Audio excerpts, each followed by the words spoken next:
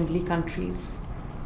I extend special appreciation to our international participants from Australia, United Kingdom, China, United States of America, Saudi Arabia, Kazakhstan, Bangladesh, China, Iran, Jordan, Palestine, Myanmar, Nepal, Nigeria, Oman, Rwanda, South Korea, Sri Lanka, Turkey, United Arab Emirates, Zimbabwe, Bahrain, Indonesia, Iraq, Kenya, Malaysia, and Morocco.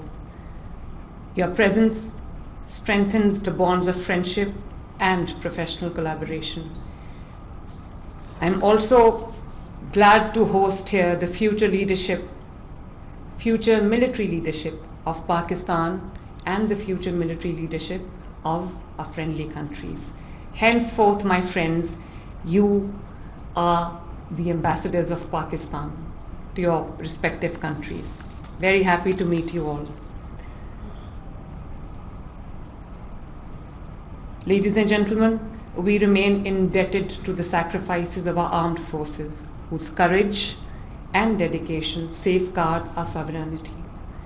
Their constant vigilance in threat assessment, threat dynamics, and threat mitigation are the backbone of our national security.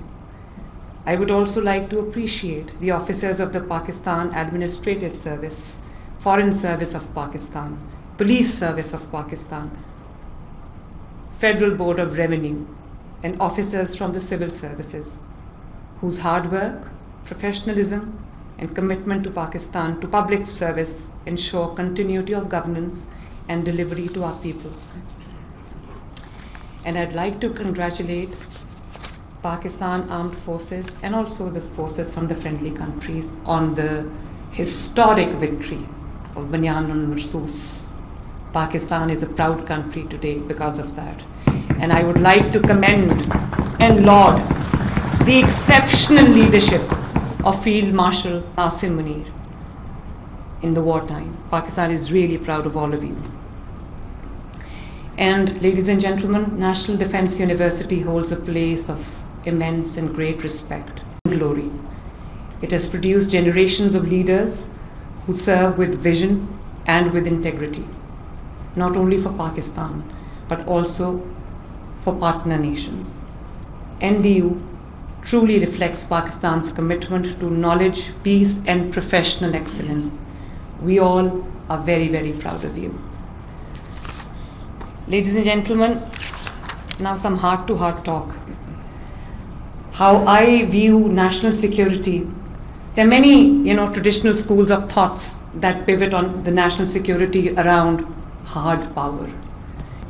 But I was studying just a few days ago, traditional school of thought as that of Henry Kissinger, that said hard power was everything. And military power is driver of the national security. But then we have Barry Buzan who introduced Widener's school of thought, or Challenger's school of thought, because it challenges historical, traditional notions of national security and widens its horizons to human security, to cultural security, to economic security. And then we have Caroline Thomas, who sees post-colonial states, the national security of the post-colonial states beyond all framework. So national security of not only Pakistan, ladies and gentlemen, but many other countries in the present times is evolutionary in nature and also challenging at the same time because of many reasons, but primarily one, global order is in a flux that triggers instability. Two, medium or middle ground positioners would face pressures and challenges to choose sides amid GGG, the global great game, and Pakistan's geography in view of the global great game is a battleground of competing interests. Strong economy and balanced foreign policy are important leverages to retain middle ground status. I'd urge you to take a holistic view of our national security, as our environment in particular is peculiar. Conduct of war itself is undergoing rapid transformation. Wars in Ukraine, in Middle East, use of proxies and modern technology that have led to non-contact warfare offer both challenges and opportunities for operational art. That is your forte.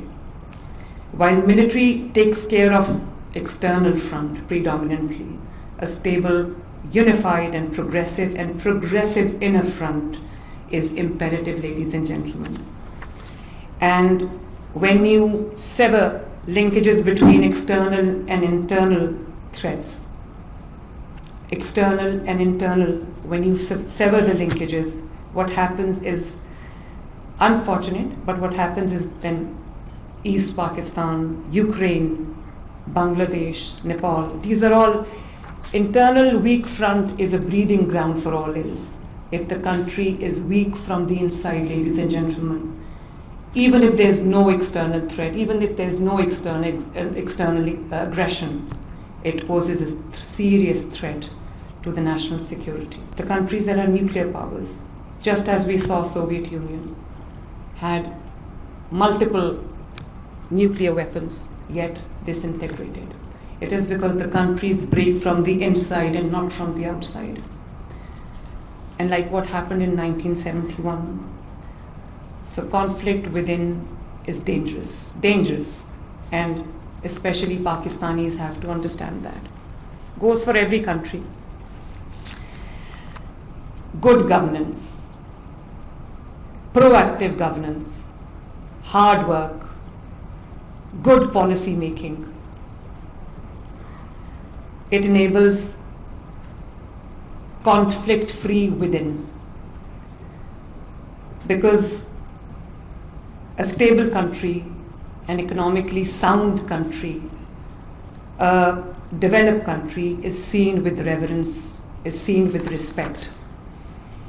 And this is where the role of the governments come in. This is where the role of a chief executive comes in. This is where the role of the Chief Minister of Punjab comes in, or any Chief Minister for that matter. My role as the Chief Minister, Chief Executive of the most populous province of Pakistan. My vision is, and I'm not just reading out things, my vision is to use good governance as a vehicle, as a tool for delivering not only projects but dreams. And the core value of my vision is people-centrism, putting this people in the center. Rights of people, well-being of people, needs of people, requirements of people, sentiments of people become my priority. I frequently get asked what my priorities are. And I don't have a priority list, because every single thing, every single segment, every single sector, every single project that touches the lives of hundreds and millions of people, that impacts the life of hundreds of millions of people, becomes my priority. And the core value, ladies and gentlemen, of my government is sitting on the left. Ask them. The core value, the core principle of my governance, the core vision of my governance would be one word. If I had to describe my governance, my vision, my approach in one word, it would be compassion. I cannot see things in black and white, because I am the chief executive of a province that is home to 150 million people, 60% of the entire Pakistan's population. And therefore, there are many people who live on the periphery of life.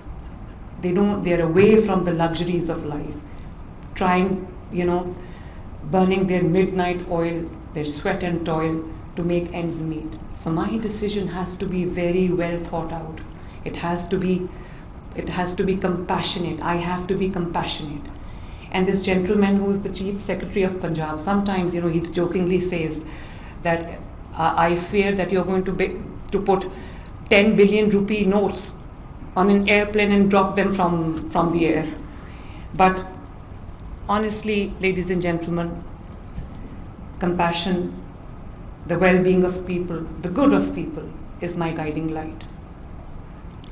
And I run a system, trying to develop a system where decisions, actions are designed for and with the people, because they affect the people adversely or positively. Compassion is at heart of my decision making. One decision coming out of that meeting would affect the lives of 150 million people to be precise. And not only the indigenous population of Punjab, but I have people coming from all parts of Pakistan, from Azad Jammu Kashmir, from Gilgit-Baltistan, from Khyber Pakhtunkhwa, from Balochistan, and even from Sindh, looking for better prospects of life. So therefore, as I said, I can't be non-serious, I can't be nonchalant, I can't be rigid. It's people first, it's humans first. And in this flood, I'm very proud of my team and my entire administration across Punjab. We were hit by the worst floods ever in the history of Pakistan with our three main